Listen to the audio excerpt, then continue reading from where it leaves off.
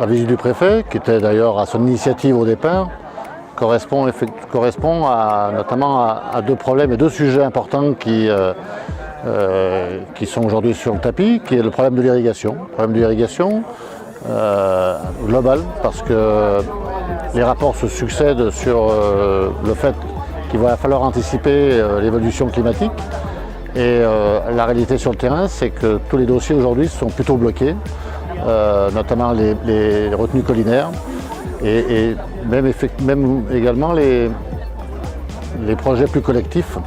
Et l'on souhaitait mettre un coup de fer assez rapidement sur la façon de sortir de cette impasse-là. Je crois que le préfet a bien entendu les tenants et les aboutissants de la problématique et j'espère qu'avec lui, et notamment il en a fait la promesse, de réunir assez rapidement une cellule pour voir comment on peut sortir de cette impasse-là. Et puis le deuxième sujet était encore plus important et plus prégnant parce qu'il préoccupe un nombre d'exploitants qui n'est pas négligeable, notamment sur les zones défavorisées. On a 24 communes sur le département qui sont exclues du zonage. De ce fait, c'est près de 200 exploitations qui voient leur avenir de façon très incertaine et qui seront peut-être remises en cause si on n'arrive pas à reconsidérer ce zonage. Nous avons depuis longue date organisé et construit un travail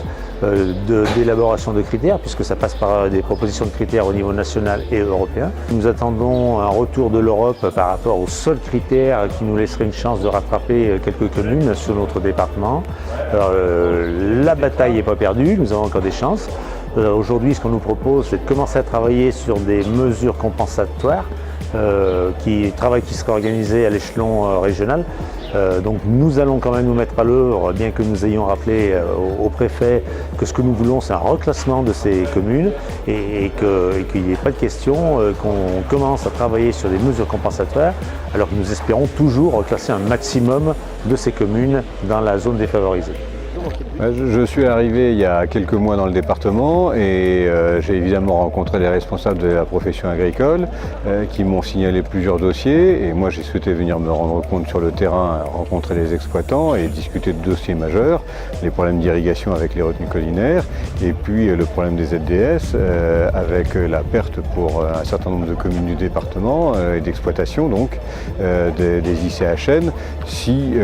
nous n'arrivons pas à en sauver quelques-unes et j'ai toujours bon espoir d'arriver à sauver en utilisant un critère certaines de ces exploitations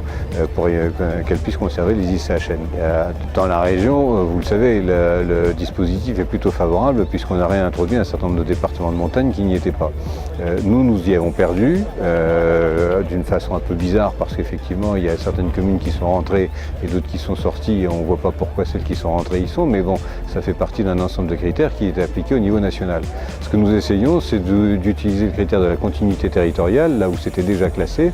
pour faire en sorte que les communes qui en sortent et qui sont sur le bord puissent être malgré tout réintégrées et prendre en compte les exploitants qui avaient misé là-dessus pour investir, pour acheter et qui en ont besoin.